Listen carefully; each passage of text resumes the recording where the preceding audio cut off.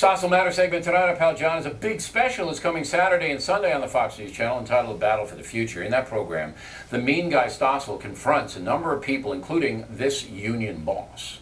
People say you union thugs are sucking the life out of America. You know what I say to that? I say that the trade union movement is the greatest anti-poverty program that was ever developed.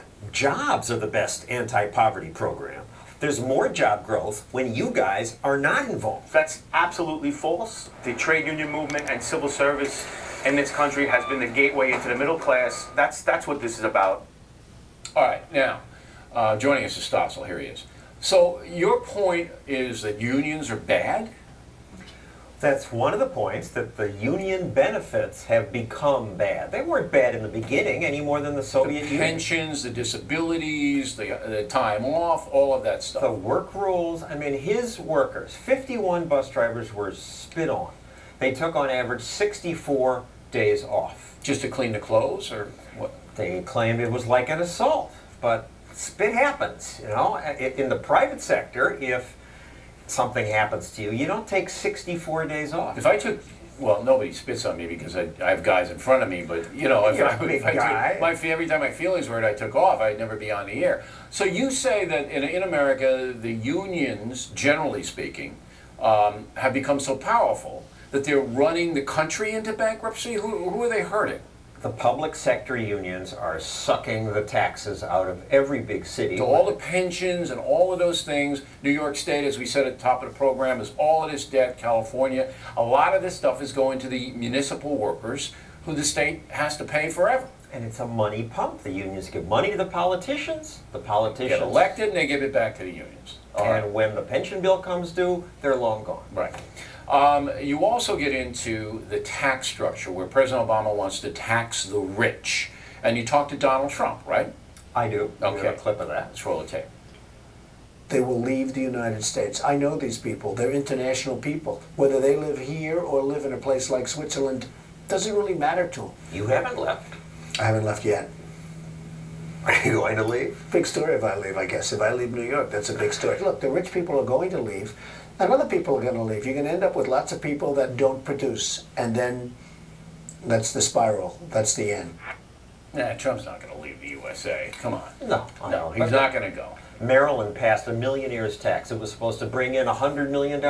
They lost $200 million. Is that true? The Laffer curve is correct. Oh, wait, let me stop you there. So the state of Maryland passes a millionaire's tax, okay, and they think they're going to get a windfall of money coming in. When did they do that?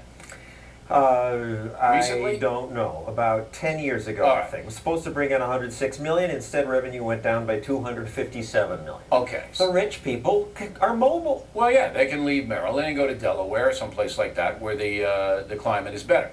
New York State, that's happened here. That's right, and Governor Patterson now admits that. Gee, we thought we'd bring in all this money, we didn't. Right, and where do they go? Florida, Texas, places like LeBron James, the best example. He signed with the Miami Heat, so he didn't have to pay state tax in Florida. That's right. He could have come to New York and played for the Knicks, but his tax bill would have been estimated like something like $15 to $20 million more than it is in Florida. Art Laffer himself moved to Tennessee, zero income tax, saving a ton of money. Why then, if the stats are in stone, and you're going to give them, I assume, to the audience on Saturday night at 9 o'clock, why does President Obama then, who says he wants to raise tax money for his social justice programs, go down a road that's going to make it more difficult to pay for the stuff? Because they don't believe it will. There's that feeling. How can they not believe if you have the stats in front of you? Well, it's harder to leave the United States than it is to leave Maryland or New York. And not that many people will leave. But instead, you devote all this energy to dodging taxes instead of creating wealth. No, but my question is, if President Obama sees your special and sees these stats and knows that by raising taxes on the rich, he's going to get less income, less revenue, why bother? I can't read the man's mind. You don't have a theory on it?